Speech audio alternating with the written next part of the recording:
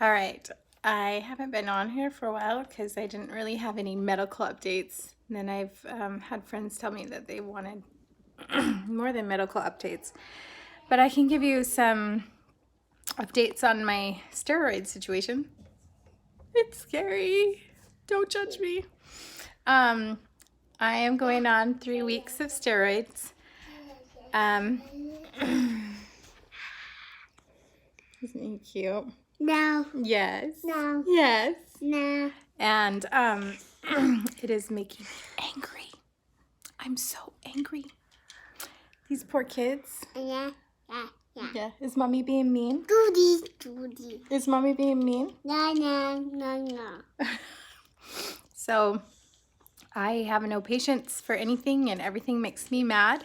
And it's one of the side effects of steroids, especially high doses for a long period of time. It really does make you have major mood swings and you can see it happening, but you have a hard time. I even had an episode with Darren and he just looked at me like,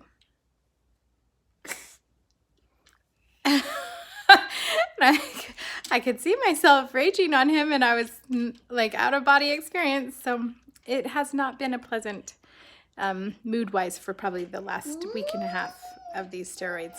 My face is filled out, but not as bad as in the past when I've had to take years of steroids, which could still potentially keep happening.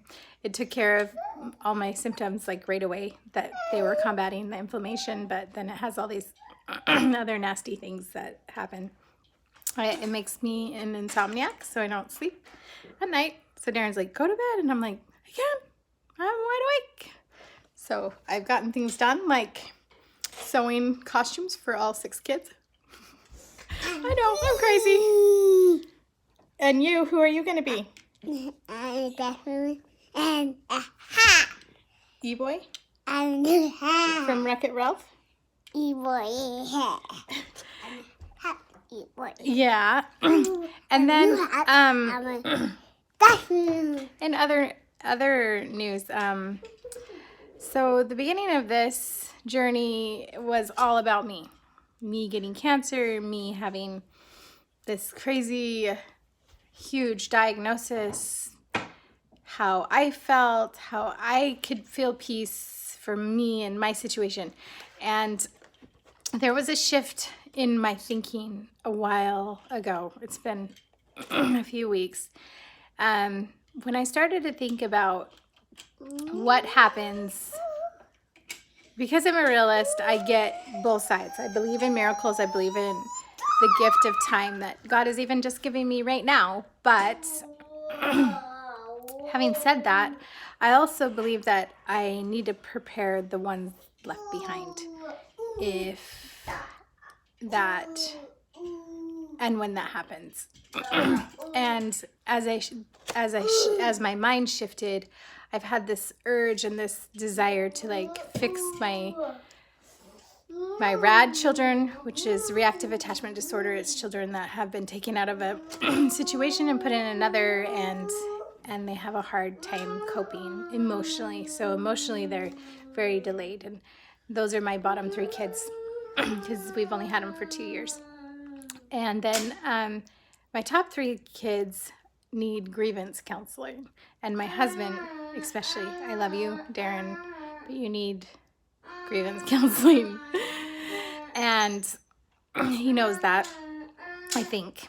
And I just started to think about the mental health of my family and what that might look like. And so I've been pounding the pavement to find people to talk to my family. And I met with a counselor last Friday that Darren and I did some counseling with. And she, we troubleshooted all my kids, and she gave me 2 or 3 referrals, and none of them were in our network. I guess our insurance does not like counselors, or counselors don't like our insurance. I guess it goes both ways, right? So back to the drawing board. I have a few referrals and a few calls out, but nothing so far. So we continue to look down that path. But also St. L's it's a saint, has a program where it's called Climb, and we're one of very few, but it's for families to get counseling, to be fed, to get counseling, and then to rub shoulders with other people who are going through the same things we are. And they split up the kids, they do 6 and up, and they split up the kids into their age groups, and then the parents get to sit with a social worker and get to share their feelings. So it's a really great program. We started it yesterday night, and the kids got to make these picture frames, and they got to highlight the emotion happy. So each week is a different emotion. That was Tyson's, obviously, and this one's Harrison's, and then Malia wanted to take hers to school. But so yesterday was happy, and then each week is broken down into a new emotion, and then they can and education. So they get to next week they'll tour the cancer clinic, and they'll teach them about chemo and radiation, and there's a movie put on by MD Anderson that talks about how chemo is like a Pac-Man that goes through and can't identify the bad cells, so it kind of just eradicates all the cells. It just eats all the cells up. And so it helps the kids kind of understand where we're going for hours and hours and hours and what's happening. I'm a little nervous about my kids because my situation is so different. All the women who were there, the 4 women that were there were all breast cancer in varying stages, stage 1, 2, and 3, and one lady who just found out has never even known anyone with cancer ever, no family history, and she's stage 4 in her spine. She had 3 jobs. It's crazy sad, but she had such a good attitude, but she was very ready to dump her feelings and her story because it's so shocking. So I was the only one with a rare form of cancer, and so chemo and radiation don't work for my cancer. So I hope that they can help. And I've explained to the kids, hey, you might learn things that don't apply to me, to your situation. So I am really excited about what this can do for my family and for my kids. And it gave Darren the opportunity to talk. And that has been really huge because he is definitely full on thick denial.